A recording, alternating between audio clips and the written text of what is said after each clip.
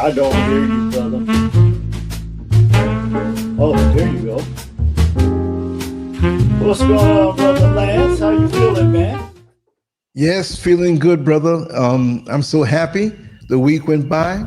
This is the top of my existence online when we do our show. Monday night is a marker for me. Well, it's night for me. I know it's probably an 8 hour difference because right Yeah, now, I have to keep remembering that. yeah, Yes. it's 12:01 for you, but it's 8:01 for me. So I'm on the other side of the planet here in West Africa. But Okay. I love it. I love it. This is why I put my heart and soul into this because I Yeah. know you're studying, researching, and sharing your experiences as a thread through the research. So you bring Yeah. life to what you speak about. And I appreciate you and the hard work that you put in. So I can only do the same thing, you know? Well, thank you, brother. You know, it's good when you have a lead runner. You know, you've always provided that for us. I don't think, I'm not one of these people. I don't think we give brothers like you enough credit for, the hard work. And I personally, I'm appreciative of that because, I know that it's not easy to put things together, produce it, and do the writing and the creativity. So yeah, we appreciate that. It helps to make the show a lot better. I told you I'm gonna start charging you rent for space in my head on those descriptions. That description you did was spot on. I Thank you, brother. when I look back, like I was telling you earlier. Oh, and greetings to the family, everybody under the sound of my voice. I when I was looking back over this work and just looking at the similarities just over the last uh, 20 years. It's so amazing, and it took me back to the video we just did about recreating the energy. And as I was telling you, France Fanon is the perfect person to help us see the importance of us reclaiming our own value system. And again, a lot of Yes. things you said in the description was spot on. And I'll just use an example real quick before we dive into this. Um, Hmm. if you look at Black Wall Street, and I'm going to look at this from the in terms of because everything is relationships. Starts with the personal relationships, business relationships, social relationships, what have you, right? Right, right. How somebody like you can go and build something in another country and other people complain about it. It's all about the individual. That's like the conversation we just had before we went on Yeah, live. I'm not yeah, laughing at people who do the complaining, uh-huh. but the people who come here and expect the external to serve them, Hmm. like I said in one of the videos before, you got to have it in here what you're willing to do to create your reality. That's a fact. And I won't go deep into that. I want to keep you flowing, but I just Yeah. want to say hello to everybody who filed in, Sister Queen Diane, Renee Sister Green, Queen and my Diane personal Renee. friend, rightly so. I'm glad to see you. See? So anyway, keep going, Yeah. brother. So it's all about perspective. And I was saying that I went back and I looked at Black Wall Street. And I'll go through this real quickly. We it was a dynamic that existed during that time between black men and black women, and we'll discuss a lot of this today. We're also giving props to our brother France Fanon, a brilliant young psychiatrist. He reminds me of the duality between him and Dr. Francis Cress Wilson. That Right. those two, poles that create a creative spirit. But the one thing that was different when they were building Black Wall Street is that each person in the toolbox on each part on the body had a function, and they were recognized, and the janitors held a high position in our society Hmm. during that time. But it was other people that made us think that that was something to look down on. The women treated the brothers who were janitors, the ones who were willing to go out and clean what nobody else wanted to do, you Right. know, sweating, working hard.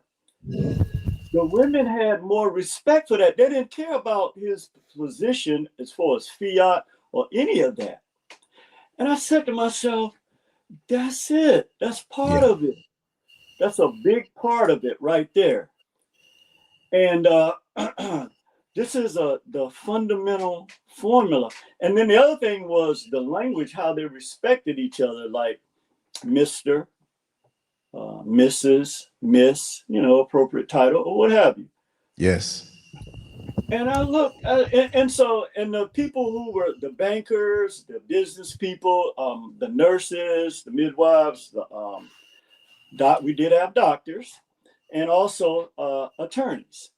So, and they're a part of this I'm going to talk about today as well with Dr. E. Franklin Frazier when he discussed the boule and the part they have played in the positioning of our people in a social economic dynamic.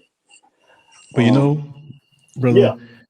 I really, maybe I'm telling my age, but I really remember when people across the board, no matter what their status of their position in society, no matter what their employment was, there was a respect that I remember as a young boy. Me too. If you go into a doctor's office and maybe the garbage man comes by and picks up maintenance man, everybody greeted that maintenance dude with respect. Yes, they He did. greeted the ladies with respect. They were jovial, and it was a light feeling amongst Black people. And I noticed in New York City, now it's just something different across the board. You Yes, still have it from those in that, I don't want to say just age group, because you do have some who are from the subsequent generations who carry that banner because of the way they were raised. that's true. But That's true. it's kind of whittling away. The paint Yeah, is chipping, the pipes are getting clogged, and the light bulbs yeah. are blowing out in our society. And we don't have that. So when I hear somebody, especially when I was in the States, speak to me when I was driving the bus or even when I was working in the jail, and and they rent that. Now that term is used in a sarcastic way when, okay, sir, whatever, you know what I mean? But back Yeah, then, there was a reverence and a respect. Here in yeah. Ghana, there's a respect even just because of your age. See, in Interesting. America, and I'll be done in 60 seconds, but in America, age, chronological age doesn't necessarily mean wisdom because we have so many people that don't represent the gray hair or slight wrinkles that they have. So we tend Right, to look at people on a per basis. But here, right. because I didn't know, right? I Uh-huh. mean, I know I'm a little older, but the youngsters, I even think I some who got are you by a just few behind years. me a little bit.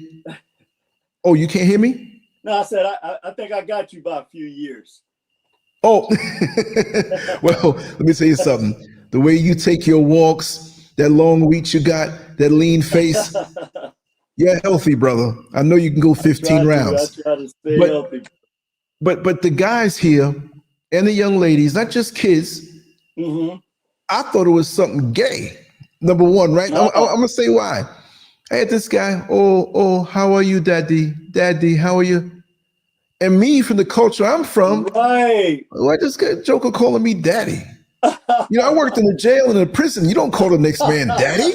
You know what I mean? So I had to realize, okay, this is, and more people started doing it. But at first I was like, what's this dude calling me daddy? See, these are the cultural differences that we have to investigate Yes. when we go Yes. somewhere else Yeah. and sort of, how could I do it? It's like when you're combining two fractions or adding two fractions with different denominators, you have to find the common denominator. And this is what a lot of us don't do. Perfect. Hence the conversation we had, why so many people complain when they come here to Ghana and have such bad words about it. You have to be able to adapt, have an open mind, and know how you want to live. But let me shut up. That's right. That's true. Right. Because I know the ones I be flipping on, man, they pumping. They, at night they having fun. people walking around. I'm like, well, I'm getting two different pictures here because Prince is doing Yeah, great there. Look, yeah, like a king there, like he should be. And Mrs. Scurv, and the nightlife I see there, and even in the daytime, and a crowd different. Because now, since you're there, I look at all different areas, pieces, right, right. And and it's also, Dirty December is coming. And so uh-huh. many Americans and people from the UK, but young black folks from America, they flying out here. That's great. I'm I'm gonna go and I'm gonna have to have some bodyguards with me. So I'm gonna take my good camera. I'm gonna get some footage right in the middle of it and do that for a couple days. I think That'd it be good lasts to a whole see. month, but it's about partying. There's no Yeah. guns Oh yeah. That would be great to see, down. man. Might get a pickpocket here and there. I'm gonna go right up in the middle of it and bring it to you. That'd be great to see. Hey, any Oh yeah. parting words with your banner before we get into the Oh topic yes, yes, today? yes. It Okay. was simple to make this one because of the title. Let me just Yeah. Yeah. scroll up a little bit and show it again. They're very simple because the title, meaning Black people must regain our own value system. In the book that he wrote, right, Mm. Frantz Fanon, Black Skin, and that is Frantz Fanon, Yeah. Black Skin, White Masks, the experiences of a Black man in a white world. So here you see a Black man and you see white folks around them. Well, I mean, Yeah. that happens a lot when you're walking through a neighborhood where you don't reside or a mixed neighborhood, Yeah. but they're influences, not just because they're white, but their cultural ignorance, their sense of entitlement, how they see us. So it was a no-brainer to put him who wrote the book, and we're speaking about, amongst white people like that. So that gave a Yeah. visual. And Yeah. maybe some of them can see what it feels like, because if you take any one of them and put them somewhere else where they're not the majority, they start to feel funny. And I see that a lot here with a lot of the tourists. But that was the easy one to do, simple. And I put the book there, and that is Frantz Fanon. That is his face. Yes. Nice picture of Frantz Fanon, a brilliant brother, Yes. Black psychiatrist that history wants to forget. He was a brother that was from the I think it's the Lower Antilles, Saint Martinique, and he went to France at a young age. And we're going to get into this brother, man. He opened up a dynamic that actually is like peeling back a banana because onion, right? Because what he said.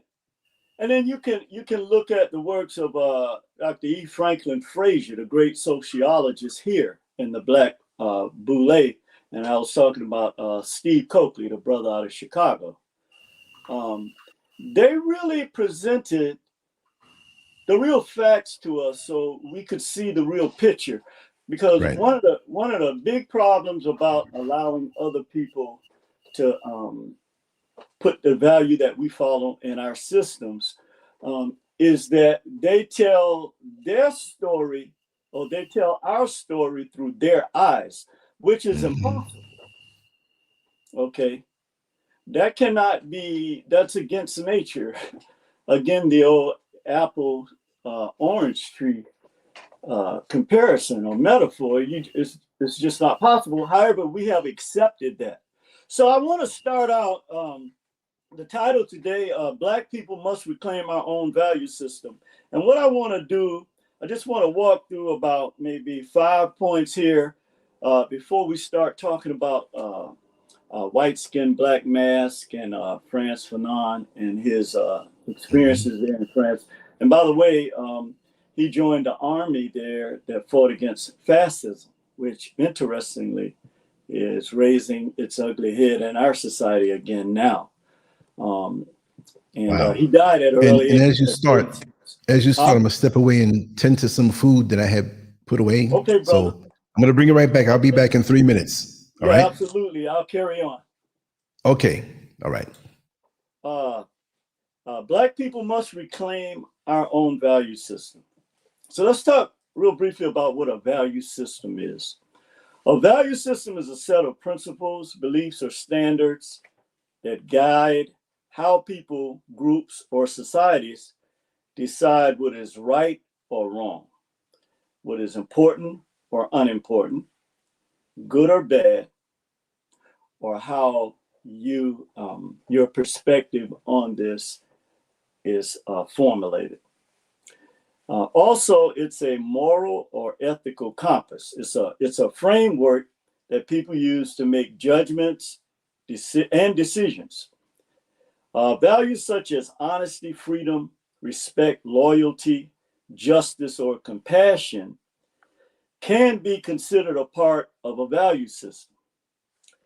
Value systems can be personal, unique to an individual.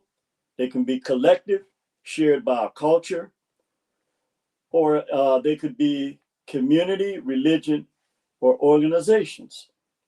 So individuals are, each person develops their own value system, usually based on, our family, our immediate family.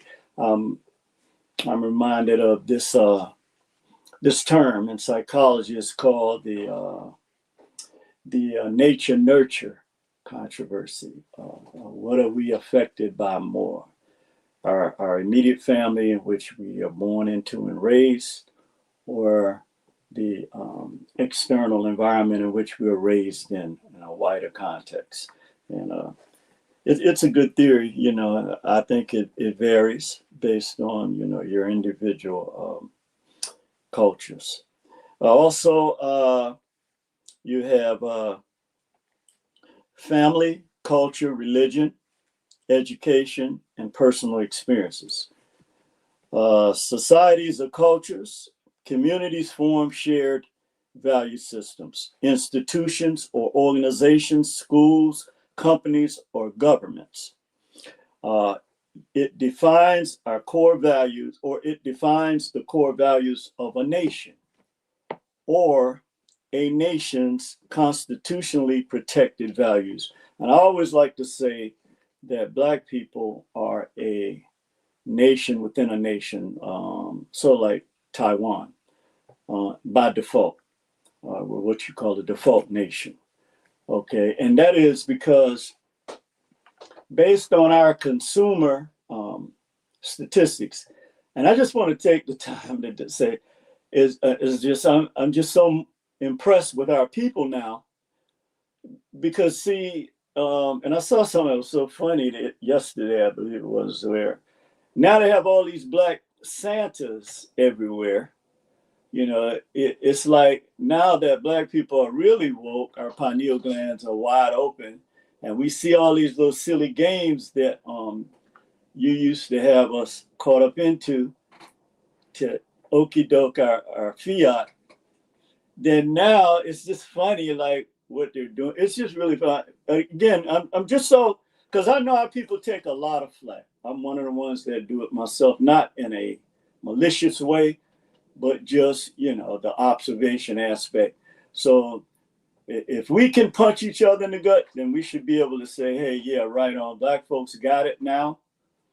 And I think of men like Dr. Claude Anderson, who spent their entire careers telling us this, men like Malcolm X, like the minister, all of our great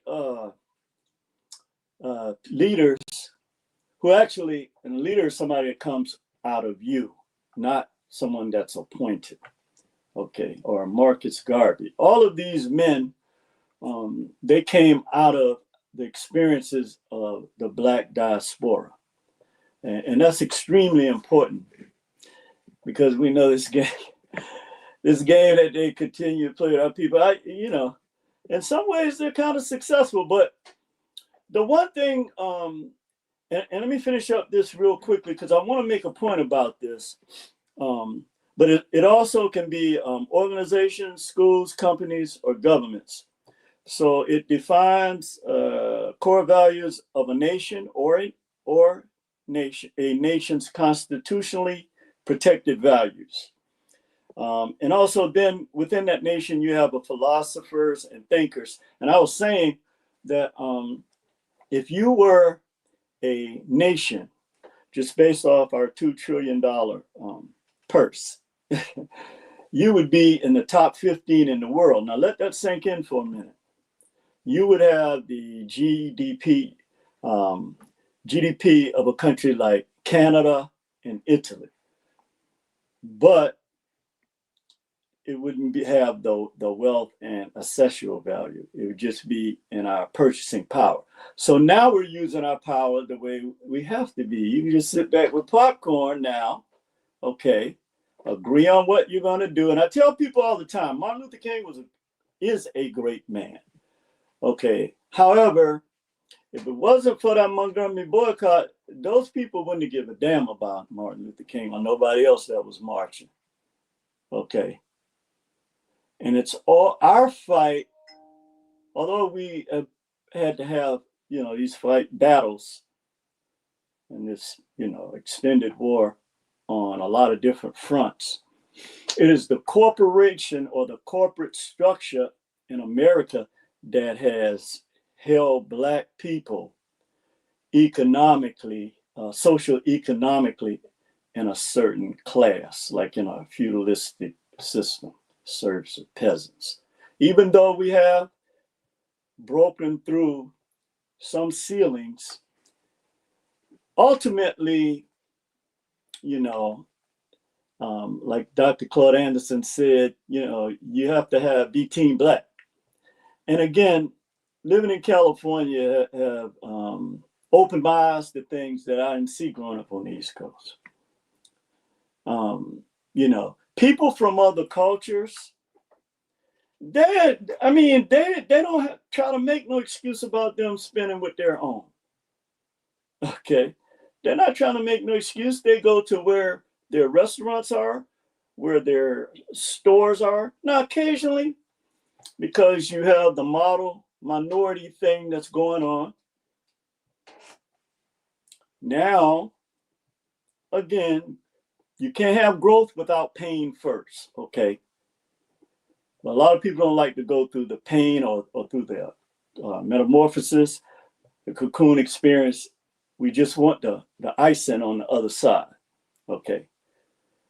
But you have to experience the pain where if the source of that pain come at you again, you're going to say, I felt that before, been there, done that.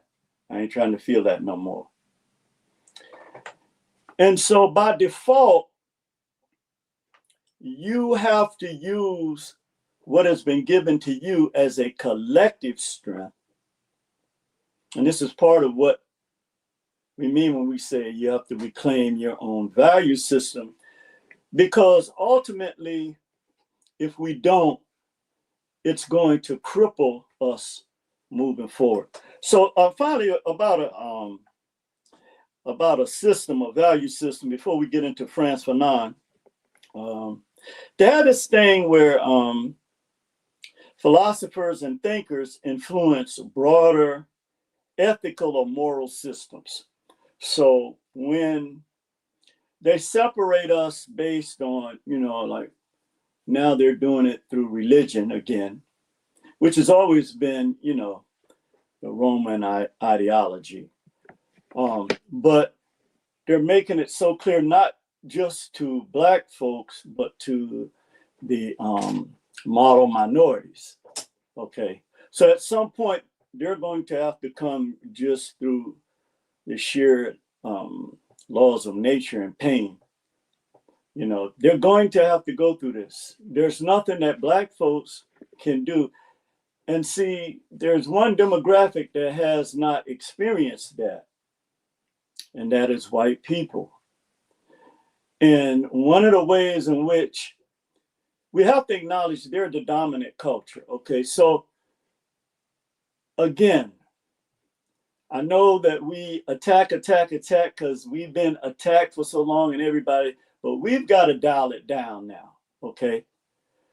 Let them start their repentance process, if that's what they want to call it. The ones who,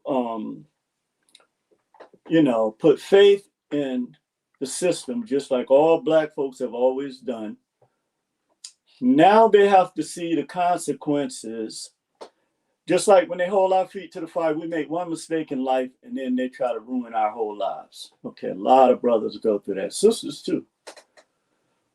So the good thing is, if there's such a thing, is that now they're telling you straight out that they are separating from you. So if you look at our history, whenever we built, and I totally believe this is the creator doing this, not them. They're just being used to bring this forth. But one of the things too is that the rural white people that have always been their base, what they're doing to them is not right. Okay. And I know that they voted, and we're going to cover that today, because they knew that a certain individual, if he became president, was going to put his foot on the neck of black people. This was something everybody knew. Okay. So all this little boy, little girl stuff, trying to justify these grown people that, first of all, the people from where they came from voted them into office to represent things that they could not do. Okay. So this is why I say we have to cut this value system that they have, because it's not really, it's a value system that's based on exploitation. Okay. So, and finally, they had what we call negrophobia, okay, or fear of black men, or like Frantz Fanon said, black skin phobia, and it caused the neurosis in the black community. Now let's go into Frantz Fanon. As I said, someone that I grew up idolizing. I read his book at an early age. It's interesting that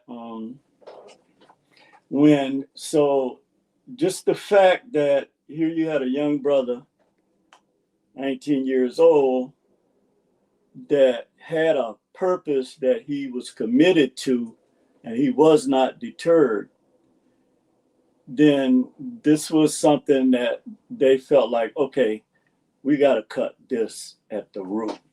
We cannot allow, that's why they always try to tease us about woke. But if you go back to the origins, and see, I always embrace what they, thank you, Dr. Kojo, whatever they try to delineate our people with, I always know that it's a law of polarity.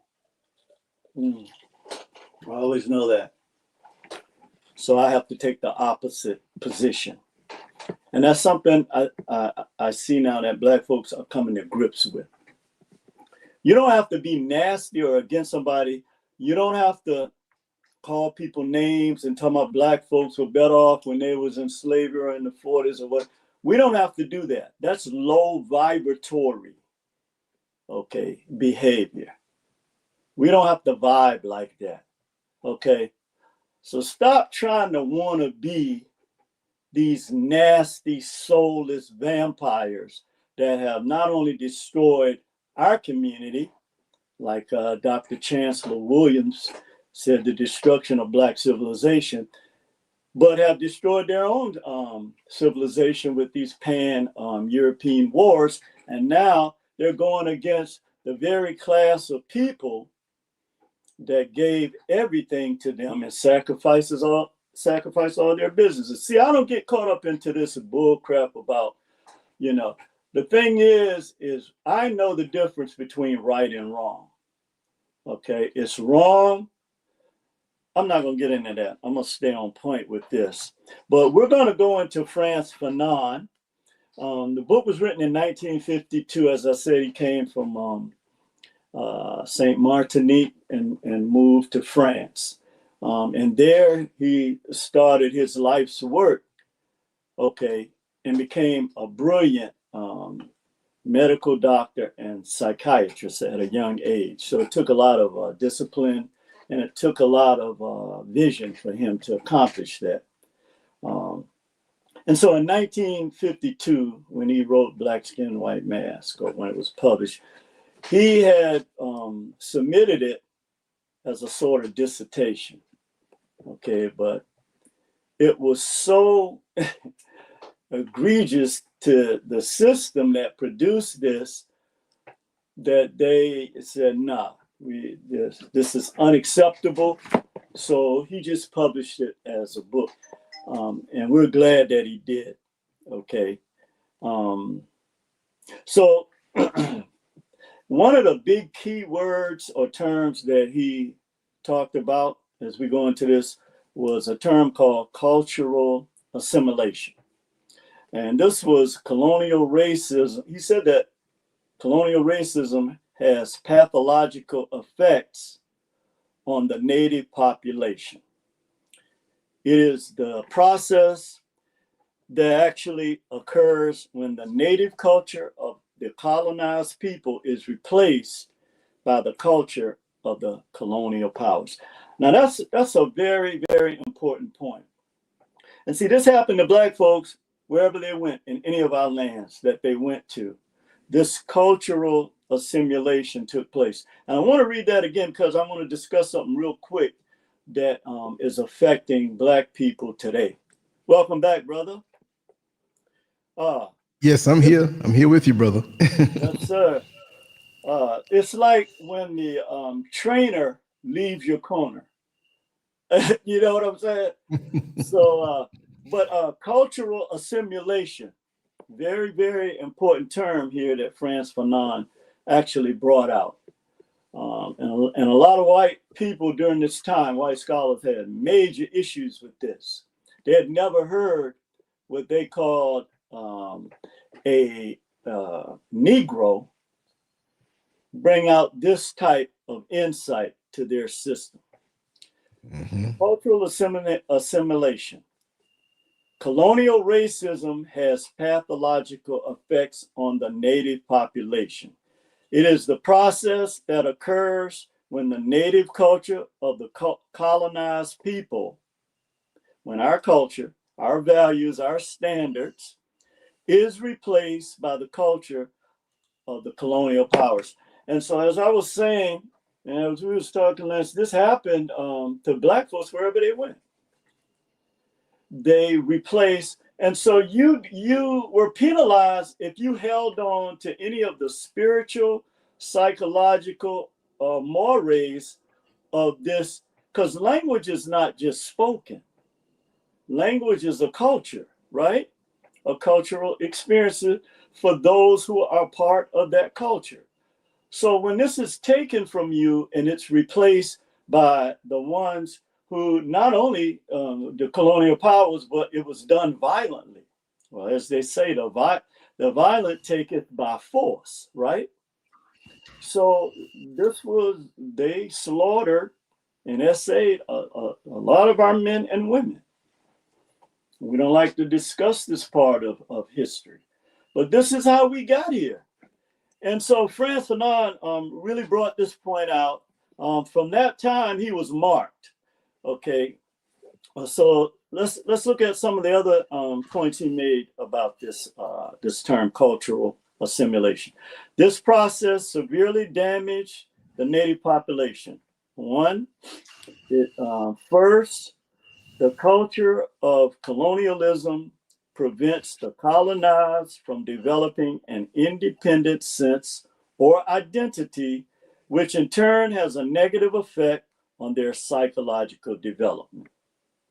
And second, because Western popular culture equates whiteness with pureness and goodness, and Blackness with impurity and evil, then the colonized learn to equate Blackness with evil.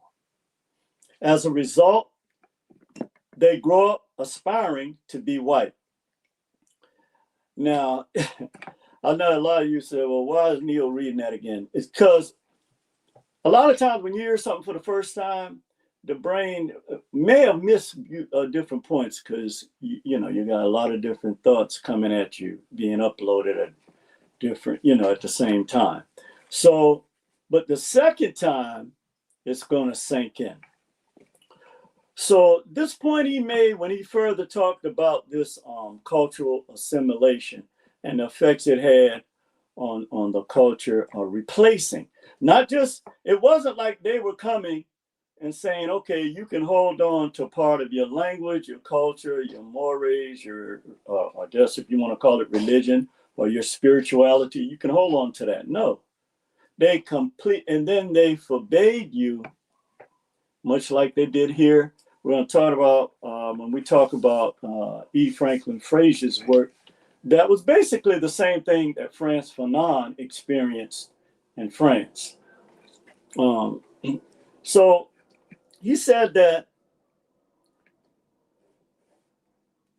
let's go up here, I don't want to miss anything here. It is the process that occurs, okay, I read that. This process severely damaged the native population. First, the culture of colonialism prevents the colonized from developing an independent sense or identity, which in turn has a negative effect on their psychological development. Now, we can see this in places like Hollywood, where there is a certain standard set up based on a value system that you didn't set up. But once you obtain, the whole point is they never intended you to keep, just like repossessing a car. They never intend you to keep that. In fact, they do everything they can to make sure that you can't pay that car note. Believe it or not, we live in a wicked world. I know Black folks have a lot of love in their heart, but a lot of times you have to look at both sides of the extreme, because hot and cold are just two sides or two extremes of the same electromagnetic wavelength.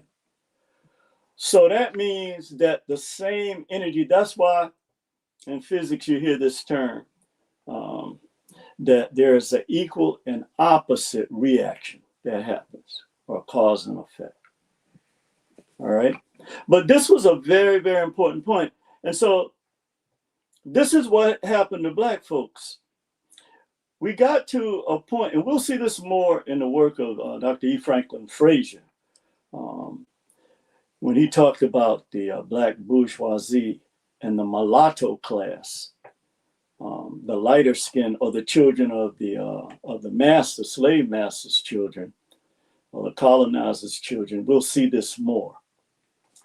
But he said that, secondly, because Western popular culture, and boy, he hit this nail on the head with this, equates whiteness with pureness and goodness, and Blackness with impurity and evil. That is probably one of the best statements that I've ever heard explaining this issue, besides the work that Dr. Francis Cress Welsing and a few others, Dr. Neely Fuller and a few others talked about, Dr. Amos Wilson. See, we don't have an excuse. That's why I'm glad that they dismantled the Department of Education. Now we can teach our children the truth. I'll tell you something, just a little sidebar here before I wrap this up with Frantz Fanon, was that when I'm fundraising and, with the brother whose organization I fundraise for, young brother is doing tremendous things for Black kids here in the Bay Area. One of the things that I get to talk to people in the Bay Area from different walks of life. And it's just so amazing. And so yesterday, this young white girl, not black girl, she came up to me. She was very interested in what we were doing and while we were out there talking to people, blah, blah, blah. And so I did the presentation. I showed her the work and whatever that Godfrey and his organization is doing. And she said, oh, well, this is sort of like you guys are helping young Black teens who are pregnant and you're partners with the San Francisco Pregnancy Family Village. That's sort of like Planned Parenthood. Look, and I froze, and I looked at her, and before I spoke on it, I said, okay, let me think about this for a minute. Now, here's a young white girl. Obviously, she's been duped, like most of them have, about real history. And I said, well, not really, okay? I said, Margaret Sanger had different motivations for the things that she did. And she was shocked when I said that. She said, well, what do you mean? I said, okay, well, the painful truth is that Margaret Sanger, one of her motivations was that they were getting paid to, it was an early form of organ harvesting. Let's just call it for what it is. They were getting paid for Black fetuses, okay? And boy, she looked at me like she was looking at a ghost. She said, what do you mean? I said, I tell you what, I don't have time to explain that today. Why don't you go and study the history of Margaret Sanger? Because what they do is when they teach white kids, and when they teach Black kids too, they highlight certain parts like they did with the Bible. They take certain scripts, and the slaves, if they didn't know it, they got lashes. That's why people get angry whenever I say that was beaten into us, but that's the truth. I know this history. I studied the slave narratives for years. Okay, you couldn't bathe in the same river. Okay, you couldn't go. That's why Richard Allen, I was part of the AME church. So in Baltimore, I know this history. That Richard Allen had to start a church in slavery because white people couldn't go to Black churches. Okay, that's a fact. Okay, so we have to come to grips with things, because if we don't, the lesson we learned from Frantz Fanon is, if we don't call this out, it's only going to affect us. It's going to have a pathological effect like we see it's having on our society. You know, we can't ignore this. It's wreaking havoc on our people, and we seem to bask in this like it's some kind of badge of honor, you know, and it's not. Our ancestors sacrificed too much, okay, for us to be going out like this. This is crazy. But the reason why I brought that out is because what Frantz Fanon was saying, that the second point was very, very important, because he was saying that in Western popular culture, which they do now, when using words like woke, DEI, see, this is the same. It's just in a different way, okay?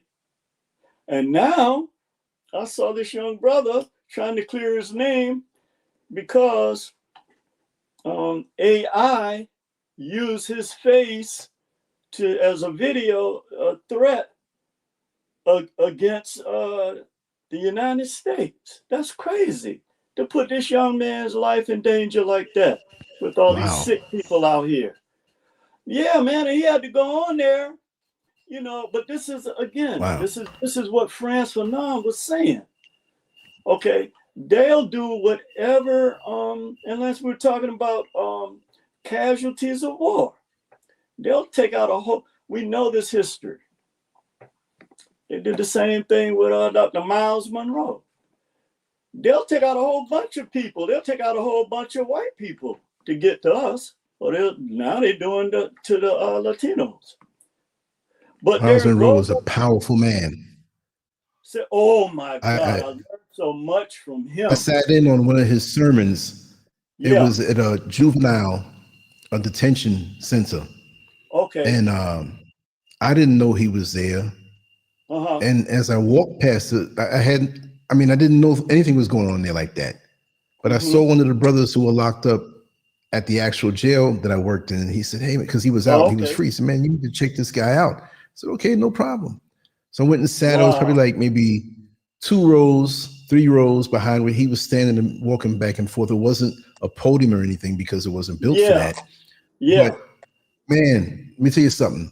when you watch a video, that's one thing. Mm-hmm. But when you can look a person in their eyes when they're really speaking, and Exactly. you can feel their words, and you Yeah. know they know what they're talking about. Let me tell you, the impact he had on me when I heard what happened with the plane crash, I just Oh busted my out God. crying. I was I was so heartbroken. Me hurt. too. Me too.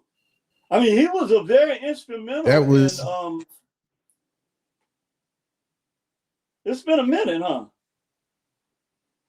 yeah, I don't know yeah. how long, What, but some people 2015, have a 14, right certain around in gift. there? Yes, somewhere Yeah. around there. And he had a gift, but that video he did about the attitude of the lion and the eagle, man, I still listen to that to this day. Because one of the mistakes we make too now, even with our own people, is you can't run with everybody. Okay, it's just that simple. I can still acknowledge you from a distance, but now when you're talking about affecting me on a personal level, then that's where I have the right to draw a line, right? Because It's, now if you yes, come into in my energy space, you're gonna have an effect on me. I know this. that's right. So I pick and choose, just like I had to unsubscribe. There were some people with the emails that, I enjoyed some of the things they would do, whatever, but they get mad at you and start using condescending language and this cyberbullying when you don't react to them. And I'm like, man, I ain't got time to pay attention to all these emails you sending me. Oh, tonight at midnight, if you don't come, really? Well, go ahead and cut it off. No, you ain't got to do it. I'm going to unsubscribe. And then this one sister was sending me stuff talking about, well, when you're stuck in the movements and patterns of life, and you like, what are you talking about, sis? All three of the major projects for the Academy are moving right on target. People don't define my timeline for me, like you, brother. We talking about this, but they try to get you so hyped up, like, oh, if you don't see this video tonight, or if you don't respond to this by midnight, really? Okay, I'll come back in a week and see if it's still there. Right. But it's the thing. But this is what they've taught our people, and it's a form of disrespect. Yeah. Is what it is. Because at the same time, now if you calling to contacting me to offer me, and so I said to her, I said, look, when I reach out to people, I'm reaching out to partner with you. See, we've been taught this master-slave dynamic. I got to be Yeah. over you. Now, there are people who should be teaching and doing stuff like we're doing. There are people that should be doing that, by all means. But it doesn't mean that because you're standing in a pulpit talking like to the people down here that you're the only one that can receive any type of inspiration. That is a lie. And see, these are the types of things. Before I go off on a tangent, I want to stay with what I was saying with France Fanon, because this defines Well, what we're I doing. just want to interject one thing that's very interesting about tonight's show, how we brought up Dr. Miles Monroe. Today is November 10th. When he left us, it was November 9th, 2014. Wow, Almost to the day. Yeah. Wow, that's So in the I had to same say that energy part. spectrum. But Yeah, that's continue on. I don't great. want to break your thought. I didn't know that. No, that's fine. Yeah. I didn't know He's that. 60 years old. Wow. And I know he wrote 69 books. And Yes. he transitioned at 60. So for me hearing that, I'm like, I'm 62. What have I done? Not that I'm competing with him, but whenever we have anybody leave us that has done great things, it should inspire us and infuse us with more determination. Like he's not here and he left at 60, wrote 69 books, if I can remember the number, 69 books, I remember the number, and did so much and affected me when I met him. I didn't shake his hand, but he was in front of me and we locked eyes a couple of times. Then what am I doing? I need to go harder. You know what I mean? Yes. And the thing is, brother, is that you are doing in your battle exactly what you're supposed to be doing. Right, right. Now, see, this is one of the issues I have when, and I'm not referring to you, but I'm saying Right. when you compare people, take for in sports, there are different eras of sports. And it's not Exactly. fair to the players and another thing I don't like, when they crown these people before they even win one championship. I know. You see that? Yeah, off of just talent. But talent is not the only factor. It's not It's enough. heart, it's Yeah. IQ. Okay, I don't care how some of the most talented people never made You it. have to have the drive. You have to have And the drive, the You know determination. what It's funny you say who that I because love? when, Go ahead, when I'm I sorry. moved down permanently from New York to Orlando, I went back and forth because I was selling my home, so I had to go back and forth. But the last trip that I made moving, inside the folder behind the seat, a little pocket, I always found books when I made, and it meant something for me. The title was Talent is Not Enough. I still have that book. Wow. And it broke down Wow. everything. So many people, they will sit back on their talent because they to me, I know I talent. I'm drawing. You kind of went out on I us get for a minute. scared. Yeah.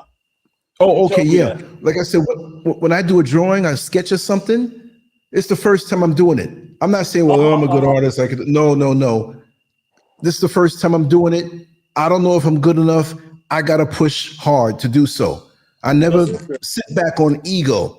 Every time I do a banner, write an article, we do a show, we do some talk about. This is my first time. I gotta prove something to myself. You see what I mean? Yeah. Because so many people sit back and they miss it because they're sitting here honoring the talent or worshiping the talent that they have and not putting it into motion.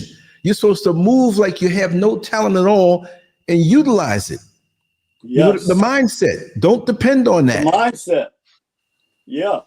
I'm glad you brought up that term mindset, because that is what, when we were talking about earlier, I was looking at how, again, I know people get tired of hearing me say this, but a large portion of them couldn't read or write.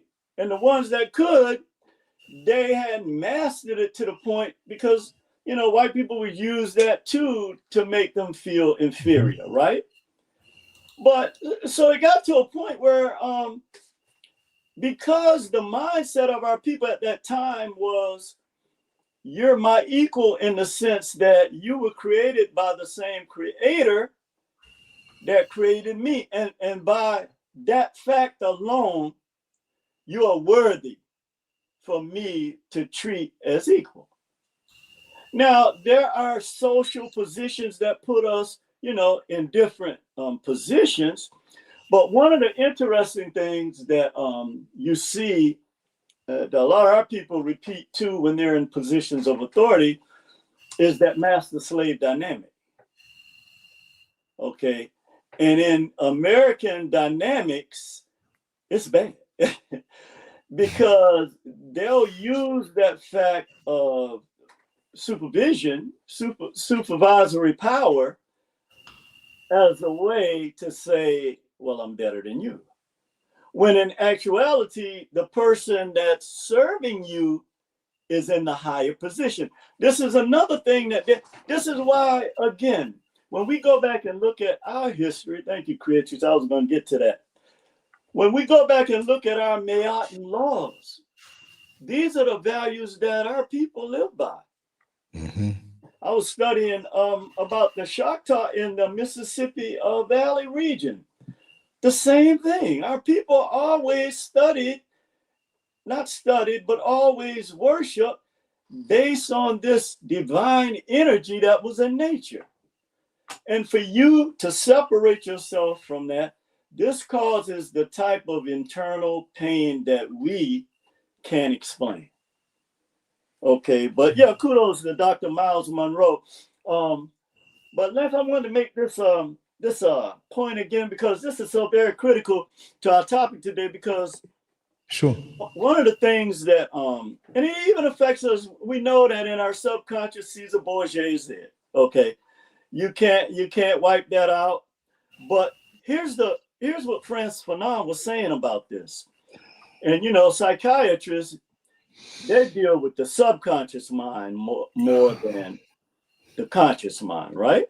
But he was saying that because Western popular culture equates whiteness with pureness, goodness, and they equate blackness with impurity and evil, the colonized people learn to equate blackness with evil. So as a result, they grow up aspiring to be white. And this effect to assimilate into whiteness while at the same time denouncing your own culture has a deep rooted psychological effect on all subsequent generations. And this results into self delineation and self hate, despite the fact that whites constantly remind them that they are inferior to them. This prevented the colonized people from developing a sense of self-worth, and it also prevented them from unifying against the ideology that created this. So see, we had a double-edged sword here, where at the same time, even today, when we talk about Dave Chappelle talk about a black person got to have two different personalities. One, when you're around them, you got to have that, because if you ain't got that, and see, just like when we did the show when we were talking about the cross. Now that's a psychological, subconscious form of subjugation, or like you bowing down to somebody. I'm gonna put the cross around your neck. So, in that sense, the things in American society, and so we're gonna deal with that with in America with Dr. E. Franklin Frazier, who was, when he wrote this back in the 50s, he was rejected by the Black Boule, who were the dominant educational, and he did this work. And again, I like to refer to the brother Steve Coakley. I think you did a video with his son is living out there in Ghana. Yes, I know him. He's out here in Ghana. Yeah. Okay. I think I remember that. Those videos I think were lost on the old channel, but I want to see if I can still retrieve them. Okay. But we did videos he was several building times. Like something out there. Yeah, it was this land that was being divvied out. Part. He goes home and he sells these supplements and natural supplements. It's been a while, but I'm gonna reach out to him. And now that I have everything set up here, next time he comes down, maybe I can get him to come here and sit down, and give us a long one, because he's just as revolutionary as his father in his own way. I heard that. Yeah, you heard him talking. Yeah, I heard him talking. Yeah. Yes. But yes. Steve Oakley, man, he did a lot and boy, they were very angry at him because before then, very few people had even talked about, and one of the things I remember him saying was that, look, there's this secret group of gatekeepers, that Black people who have this power that we don't know about, that we're just finding out about. Okay. And so we're going to talk about some of the things that Dr. E. Franklin Frazier. Let me say one more thing on what you said before about we have to have two personalities. How many of us have heard this played out in different situations? The phone rings and it's a young black woman, and she answers the phone. Good afternoon. How may I help you? And on the other end, girl, you must be waiting for that job call because you don't sound like that. She got the right. Then the voice changes back. Oh yeah, I've seen some brothers do. Oh yeah, do a switcheroo on your boy. You'd be like, damn, you have a twin or something? Because that looks kind of different. When you see Dave Chappelle do with Mr. Bigsby, that is, man, that was crazy. The Black Ku Klux Klan. I don't Yeah. do no But, Negro but but dump. seriously, and to add on to that, Yeah. with us, I'm not saying anybody here, I'm not saying all of us. We're so messed up in the Some of us. mind after having that saturated in our head Yeah. that white is superior and good and black is bad. Many of us don't realize that we're in a competition Mm-hmm. to be closer to white. Mm-hmm. And we Always get have been. angry when one of us moves to that so-called better neighborhood. It's not better, Mm-hmm. it's just it's white. And Mm-hmm. speak different or have a complexion closer to them, which we didn't, I get knocked all the time.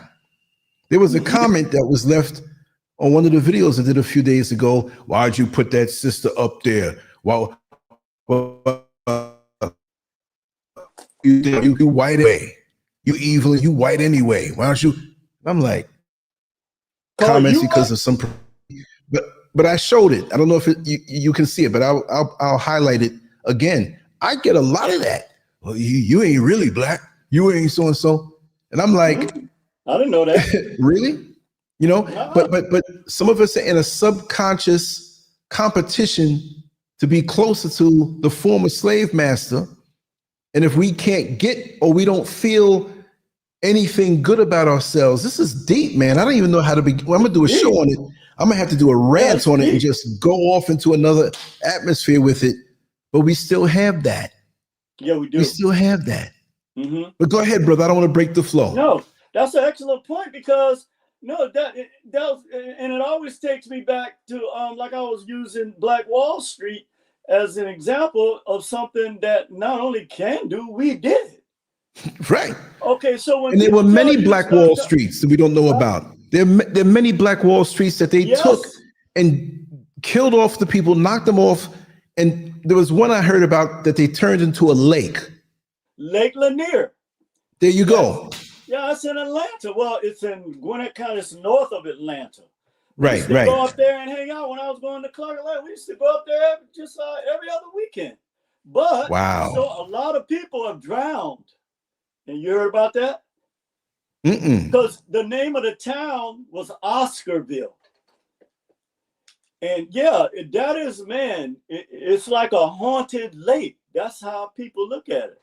A lot of people Well, go up there doing so Halloween. be it. Because I know Yep. you look, I don't even know how to swim, and I'm not going to drown in that. Okay, It's not, that karma is not for me right. and not Oh for yeah, you. but for who it is meant for, it definitely hits home because man, Mm-hmm. it start off it's called the haunted lake. But yeah, they've done a lot of there's so many different when you look at back at like the Elaine massacre in St. Mm-hmm. Louis, where it's just a lot of these things, it really exposes a part of them, the colonizers, that still exists today.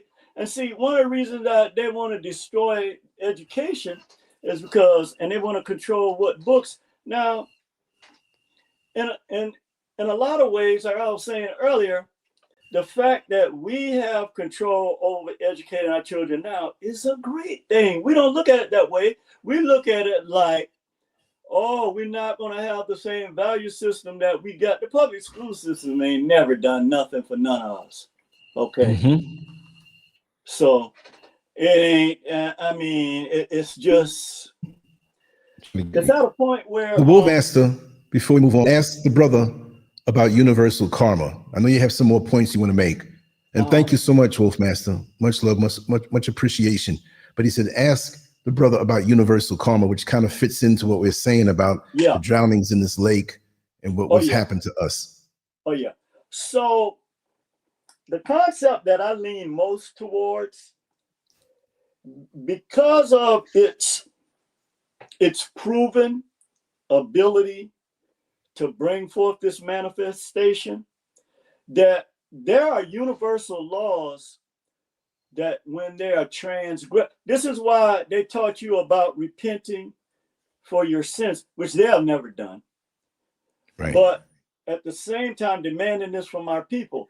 But what universal laws are, and then I'll get to the karma part, the way that it was explained, and again, I'm going to use the Nile Valley because some of our greatest teachers, Dr. Ben and Ashra Kwesi, all these guys, Dr. Clark, that was the foundation of their work. Dr. Ivan Van Sertima.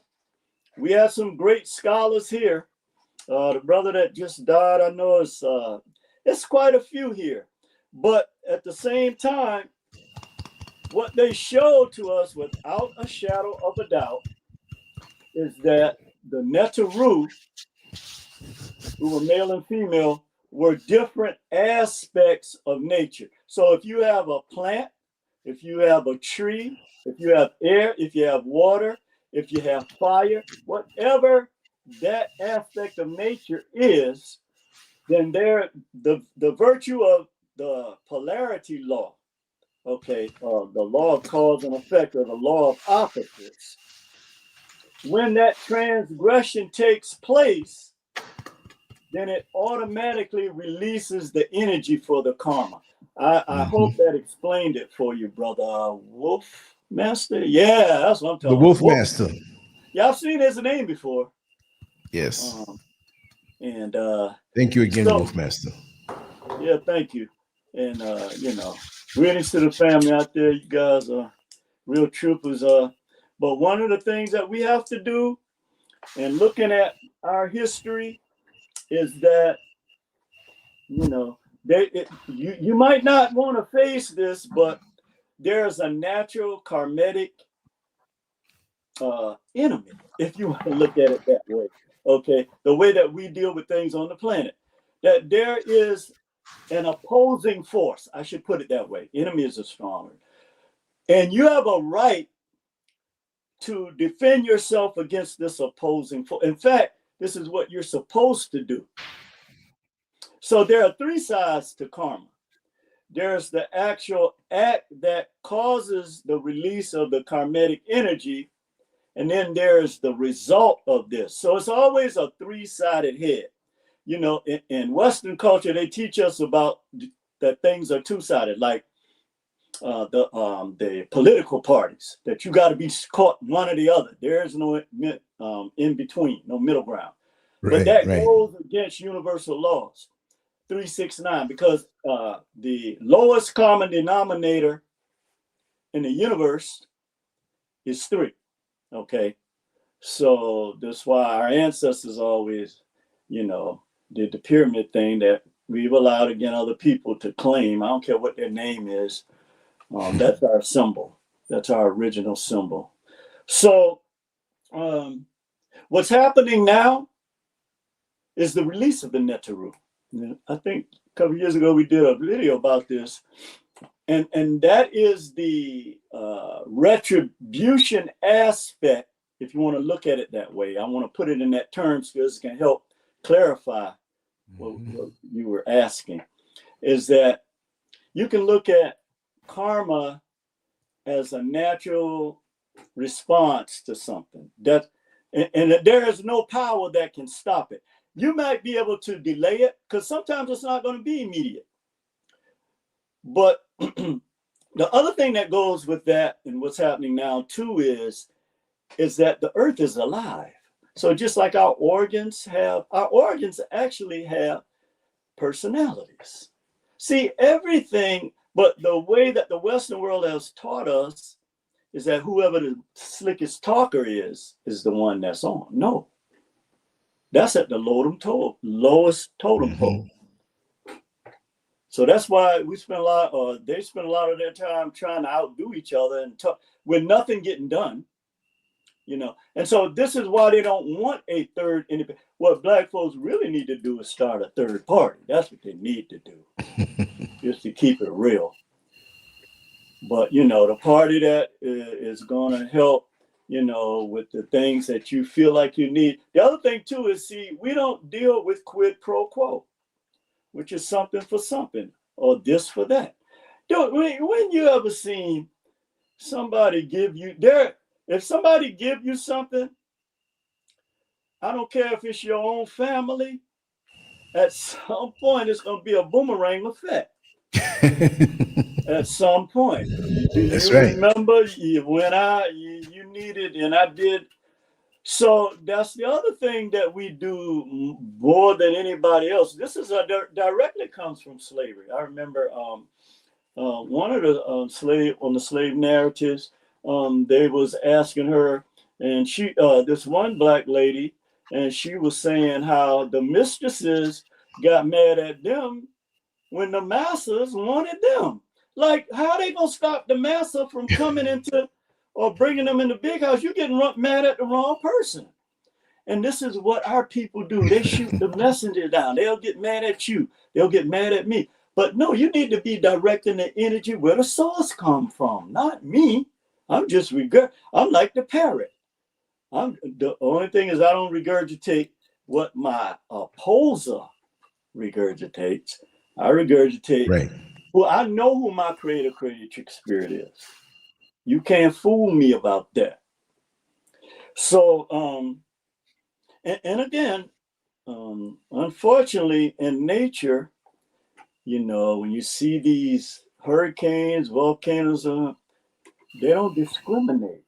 And just the fact that you're on this land with this wickedness and this blood that's in the soil, that's going to be, now you're talking about karma, universal karma, bruh.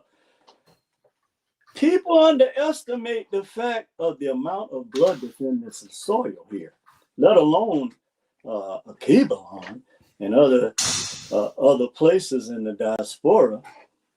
That is a natural karmatic type of energy in it by itself. So when you see little mosquito here. Oh man, it might be one of them drones with a camera on it. You never know. You never know, man. You never know. I've seen some strange things out here. I believe it. I believe in that. No, I'm serious. Some strange acting stuff. Not all the time, but little flies, little bugs that are like, yeah, I've seen it. Yeah, but that's why I was rubbing on my little stuff here. Day, bro. And sometimes if you got on something sweet around you, they get drawn by that. Well, my bloodstream is okay. There it is. Did I get them? So continue. You'll see me doing that. It's not like it's all good. I need medication for something. I'm twitching or whatever, but these lights and everything is pulling them over here in my bloodstream. So okay, well, we'll go down this real quickly. Yeah, do your thing. Take your time. Okay, one of the things that Dr. E. Franklin Frazier was pointing out was that, and this happened. Now his work couldn't be published in America either. It had to be published in France first.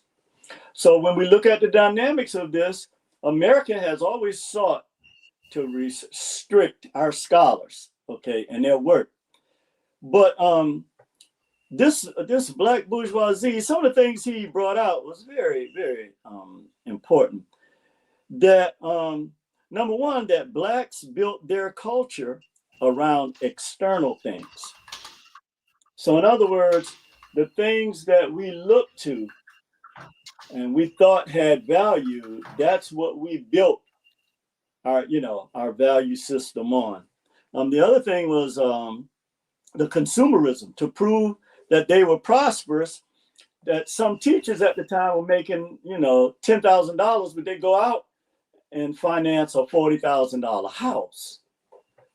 And when we go through this real quickly, we'll see how this came about.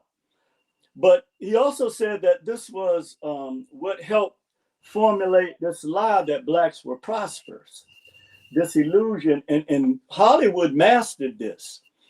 When I was listening to this show the other day, as incredible as it sounds, this young rapper guy was saying that they all broke. And when he was explaining, and we knew how the process worked, but wow, I mean, yeah.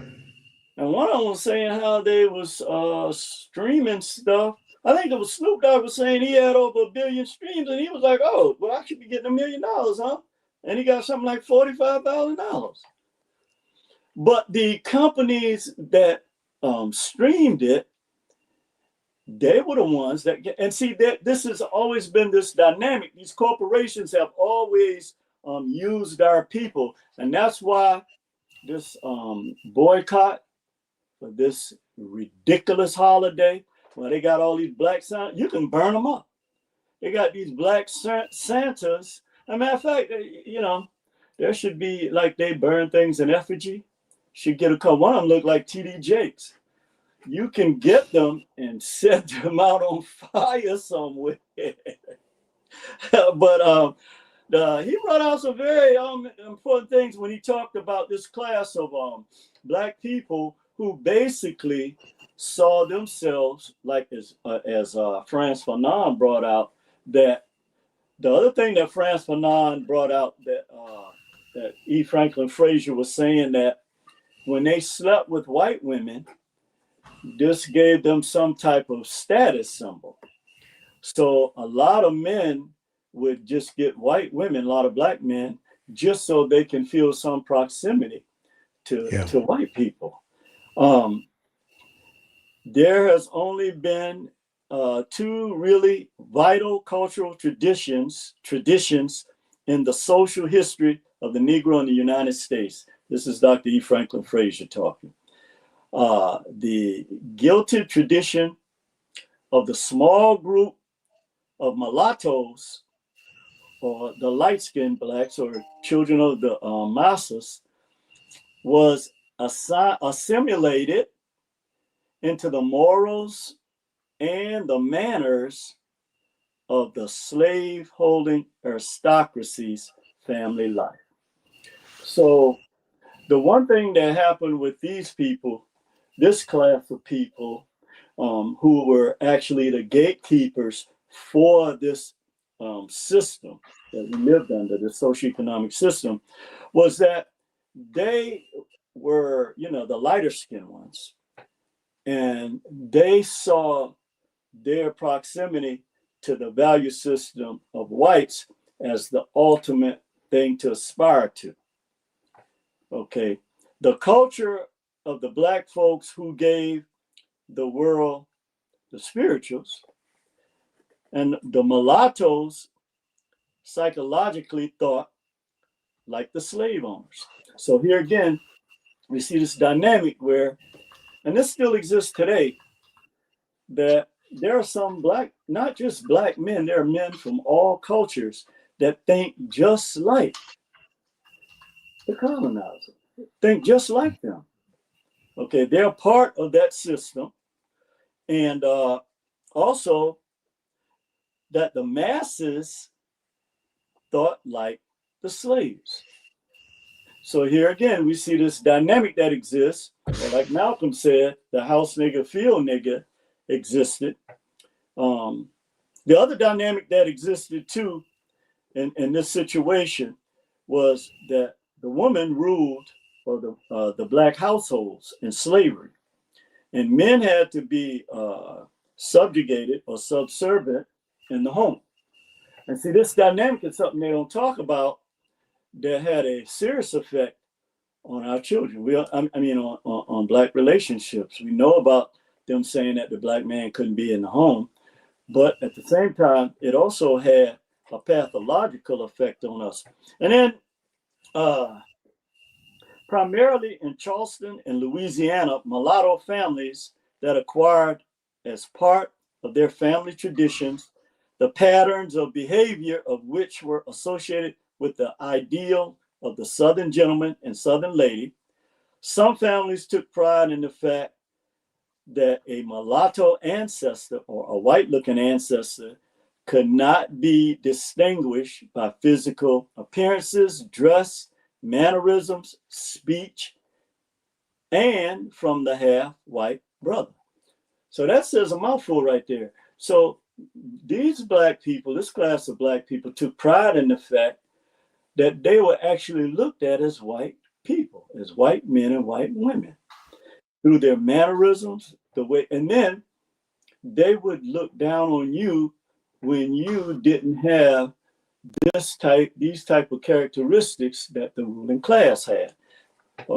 And finally, they believed that European features were superior to all others. And as a rule, these families formed a close circle that excluded all who could not boast of similar ancestry, morals, and manners of white society. And he went on to talk about how they had to have, cars they couldn't afford, and the ones that were, you had these battles between, like, the talented 10th, that this was a mindset that they lived with, and that if you did not fit the role or the value system established by the dominant culture, which included, in our sense, material possession, because white people still looked at you like you were inferior. Okay, even the ones today that they got in the condition they got in, they still, the mistake they made was thinking that class of people, white people, was, see, they're way beyond, they don't need them no more either. Okay, they use them, they don't need them anymore. So they felt like, well, as long as their racism is what got them in this condition, their anti-blackness is why they're in the condition there, because that didn't allow them to see when somebody telling you what they're gonna do to you, but you can't see that because I got so much hatred for these black folks over here, and that has been their real karma. Because when somebody tell me, like Maya Angelou said, who you are, but the first time I believe it till you show me something different. If somebody got an axe in their hand and they standing by the tree and they said they're getting ready to cut it down, I ain't gotta wait for them to do it, to know that if they didn't intend to, they wouldn't have an axe in their hand. So what the hell you think they're getting ready to cut that tree down? So the same thing with our people all throughout history, they have done the same thing. And I'll end the show with that today, brother. But that is something that we are going to have to now look at and say, okay, what are the things that are important to us? And the people who you elect to do that and they don't do it, I don't care where they're from, then you don't need to vote for them no more. And that there should be some type of quid pro quo involved in the process when we're making these decisions. Hey man, what I'm gonna get out of it? Who do you know worked for nothing? That's against anything in the world. Right. Now you can volunteer. I volunteer at the center sometimes. You can volunteer at places, but that's different. So this group of people really, the standards that they were living by is just like Frantz Fanon said, that they were aspiring to be white. They were not, and it's amazing how two brothers on two different continents. So like the dynamic we share a lot, and the family. No matter where you are, physically, we're on that same wavelength. And that energy is the thing that's keeping us aware or woke in terms of what's going on. That's right. All right, my brother will continue to hold on to the belts. I see, like I said, you had a lot of defenses out. You moved up in weight class. I saw about 5 videos in a row. I'm like, okay, let me look at this one right here. I got more in me tonight. Okay. I'm gonna put something else up in a few after this, and then I'm gonna work on something I was writing. And I'm flowing. I'm flowing. Yeah, that's a good thing, man. Comes from within. It's all love. Yeah, it is. It's not about clicks and likes. It's right. just something you have to do, and it comes to you. And Oh, and I want to say to the Wolf Master, he requested that I repost that Black Boule video. That one is gone with the old channel. So I'm going to do a new one that's even more intense. What is it called?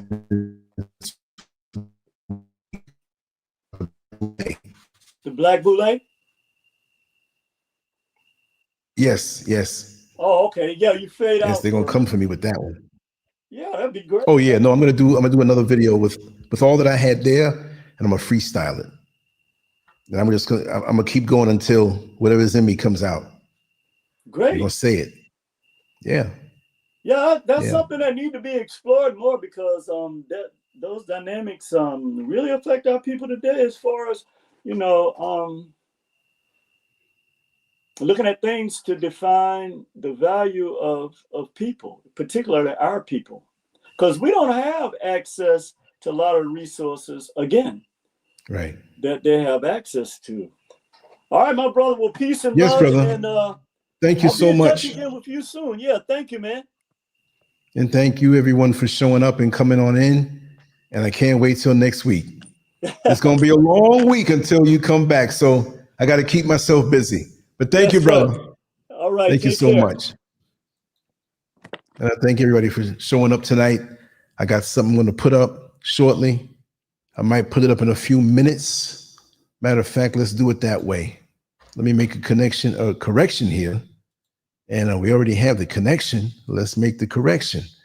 All right, we're going to do it that way. All right. Another 4 minutes. We got a video coming up.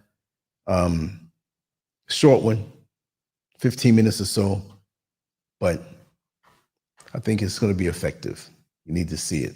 And I'll work on something else that I can hopefully put up tonight, which is already 9:26 for me. So it's a 5-hour difference between the East Coast and the 8-hour difference between the West Coast. So it's really early over there. So that's why sometimes it seems like I'm signing off early, but you know, I'm on the other side of the planet, and that's why. So let me let this end so we can bring in the other one. And while that one's on, when that goes off, I'll work on the other one that I have over here that I want to do. And I'm going to put up tonight before I go to sleep. But thank you all. I love you all so much. Thank you for your time. LanceScurv out. Brother Neil Frazier, Metamorphosis out. And we're coming back in a few. Thank you. Thank you so much.